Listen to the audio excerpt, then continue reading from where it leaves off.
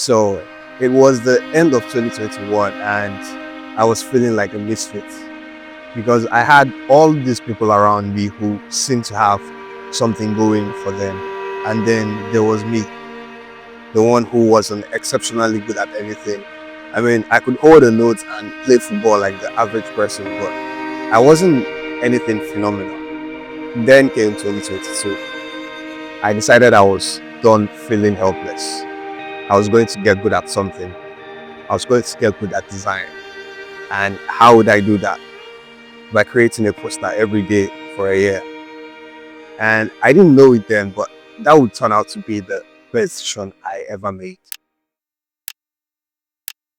So I started making the layouts.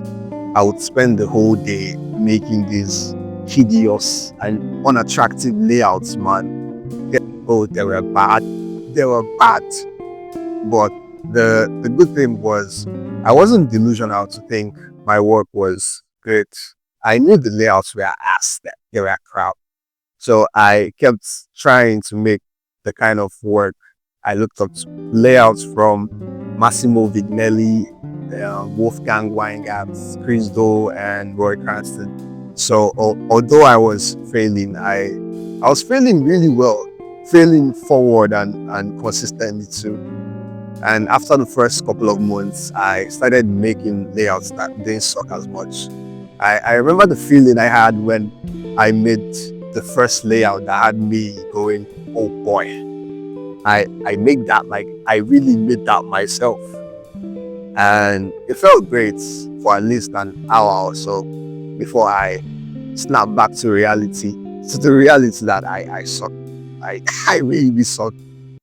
Fast forward to the end of the year and I had made over 365 layouts, with most of them being ass, of course, but some of them were just incredible. Like I still am in all of them till like right now. And the interesting thing with these layouts, these later layouts, is the fact that these ones took less time than the first. That the when I started out, I would spend like the whole day, and then these ones are like 45 to 90 minutes, depending on how much work I had to put in. And after that adventure had come to an end, I had this feeling of emptiness. Like, what do I do now? Plus, I needed to start making some money. I mean, I was 20 at the time. I was getting old, you know. A man has to start making money at some point. That's when I remembered this infamous quote from Massimo Vignelli. He said, if you can design one thing, you can design anything. And I had unintentionally put myself in a position where I could put that theory to the test. So I decided to learn to design and build user interfaces with code. And after my first 10, maybe 15 user interface designs, I knew I could really decide anything. So I went on to learn to code. And what's interesting is that I wasn't learning to design posters with the intention of pivoting to UI design. Yet somehow the skills I gained from that experience has been the foundation I need to be able to create the level of work that I now create. The point is, if you're trying to get better at design, the key is practice and patience. Practice making the kind of work you look up to and do that as often as you can.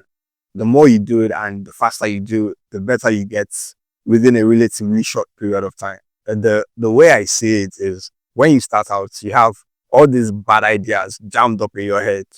And the more you create, the more you start to let them out and leave room for you to build better ideas and train the muscles to have better ideas, if that makes sense to you. All right, if you found this video helpful or entertaining or both, please like and subscribe. And in return, I have a ton of content coming up to help you design and build better user interfaces. See you in the next one.